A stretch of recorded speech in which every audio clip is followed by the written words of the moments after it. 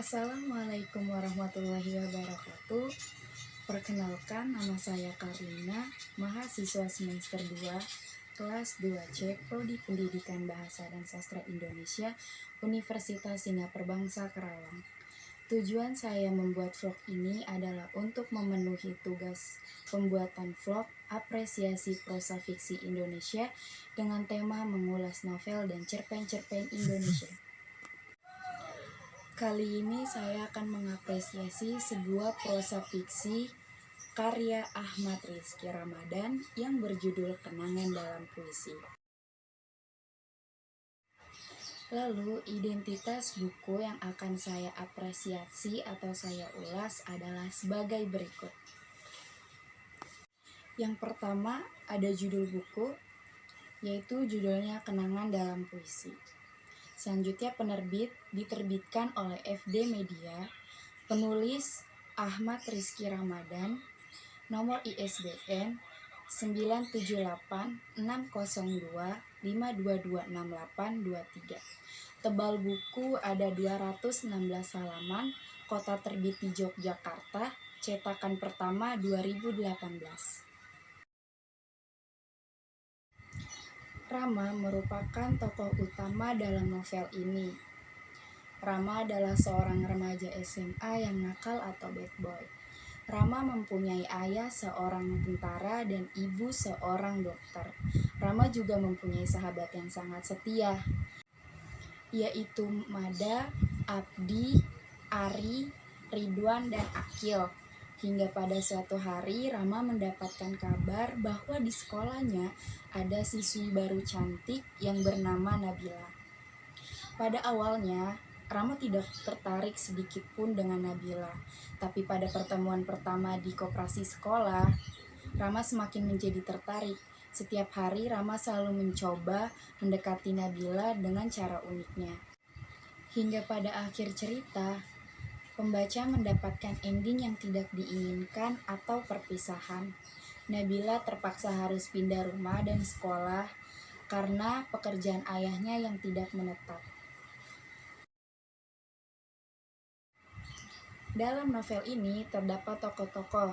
Yang pertama ada Ramadan atau Rama sebagai tokoh utama. Yang kedua ada Nabila, yaitu sebagai wanita yang dicintai oleh Rama. Yang ketiga ada Mada sebagai sahabat Rama. Ada Abdi, Ari, Ridwan, dan Akil juga berperan sebagai sahabat Rama. Lalu ada Ibu Ramadan, ada Ayah Ramadan, dan ada Pak Robert sebagai satpam sekolah Rama. Rama mempunyai sifat pemberani, bertanggung jawab, tampan, dan humoris. Nabila mempunyai sifat yang pemalu, cantik, pintar, dan tentunya kutu buku. Yang ketiga Mada. Ia sangat setia kepada sahabat-sahabatnya, juga pemberani karena ia merupakan ketua anggota geng motor. Mada juga mempunyai sifat yang adil, bertanggung jawab, serta temperamental. Abdi merupakan sosok siswa yang teladan, pintar, dan rajin. Ari adalah sosok laki-laki yang tampan, setia kawan, dan jahil. Ridwan mempunyai sifat pandai dan mempunyai jiwa kepemimpinan yang tegas. Akil adalah sosok laki-laki yang pandai bela diri. Tentunya ia sering memenangkan perlombaan di sekolahnya dan mempunyai sifat yang setia kawan. Ibu Rama mempunyai sifat yang baik hati dan pintar. Ibu Rama juga pandai membuat puisi. Ayah Rama sosok yang gagah, perkasa, pemberani, dan tegas. Dan yang terakhir ada Pak Robert. Ia mempunyai sifat yang baik hati dan pintar mengerjakan matematika. Lalu selanjutnya ada alur cerita. Dalam novel Kenangan Dalam Puisi ini, alur ceritanya adalah campuran atau alur maju mundur. Alur maju mundur terbukti pada cerita saat Rama dan teman-temannya merencanakan liburan dan rencana Nabila yang pindah sekolah ke luar negeri. Alur mundur terbukti pada bagian cerita saat Rama menceritakan awal pertemuannya dengan sahabat-sahabatnya. Selanjutnya ada latar, yaitu latar tempat, waktu, dan sosial. Latar tempat ada di teras rumah, rumah ramah, toko buku, sekolahan, bandar Lampung, kantin, teras rumah, terminal, lapangan, dan juga pantai. Yang kedua ada latar waktu, pagi hari, malam hari, 3 tahun yang lalu, dan hari Kamis. Latar sosialnya ada persahabatan, kekeluargaan, dan kesederhanaan. Selanjutnya ada sudut pandang. Sudut pandang yang terdapat dalam novel ini adalah sudut pandang orang pertama atau tunggal. Penulis sebagai pelaku sekaligus narator yang menggunakan kata ganti aku. Aku sebagai tokoh utama cerita dan mengisahkan dirinya sendiri, tindakan, dan kejadian di sekitarnya. Gaya bahasa yang digunakan dalam novel Kenangan Dalam Puisi ini adalah bahasa sehari-hari yang mudah dipahami. Selanjutnya ada amanat. Amanat yang terdapat dalam novel Kenangan Dalam Puisi ini adalah sahabat bukan hanya yang selalu ada saat kita dalam keadaan susah maupun senang. Namun sahabat adalah sosok yang selalu ada walau kita dalam masalah apapun. Sahabat sejati adalah bagian dari keluarga di luar rumah. Maka hargailah persahabatan. Tidak ada teman sejati selain sahabat. Lalu tema. Tema yang terdapat dalam novel Kenangan Dalam Puisi ini mengandung tema persahabatan dan percintaan. Selanjutnya saya akan mengapresiasi atau mengulas yang dominan muncul dalam novel tersebut.